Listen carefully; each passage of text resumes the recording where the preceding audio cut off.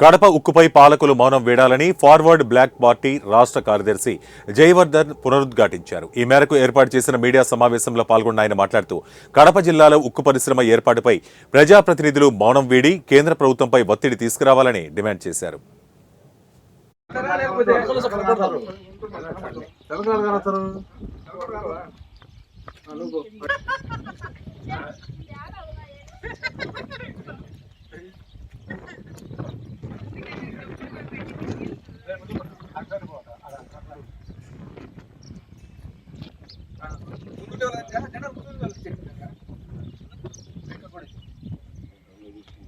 పరిశ్రమను కడప జిల్లాలో పరిశ్రమను కడప జిల్లాలో పరిశ్రమను జిందాబాద్ జిందాబాద్ జిందాబాద్ జిందాబాద్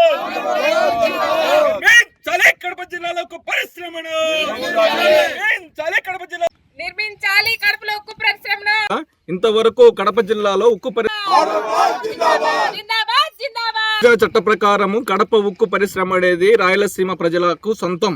కానీ పునర్విభజన జరిగి నేటికి దాదాపు ఎన్నో ఇళ్ళు ఎత్తున్నా కూడా ఇంతవరకు కడప జిల్లాలో ఉక్కు పరిశ్రమను ఏర్పాటు చేయడంలో రాజకీయ నాయకులు పూర్తిగా ద్వంద్వ వైఖరి అవలంబిస్తున్నారని చెప్పేసి ఆల్ ఇండియా ఫార్వర్డ్ బ్లాక్ పార్టీగా మేము తెలియజేస్తా ఉన్నాం. ఎందుకంటే రాయలసీమ ప్రాంతంలో అనేక మంది నిరుద్యోగులు ఉద్యోగ అవకాశాలు లభిస్తాయని డబుల్ డిగ్రీలు పీజీలు చేసి ఈరోజు ఉద్యోగ అవకాశాలు లేక విదేశాల బాటలు పట్టాల్సినటువంటి దౌర్భాగ్య పరిస్థితి రాయలసీమలో ఉంది.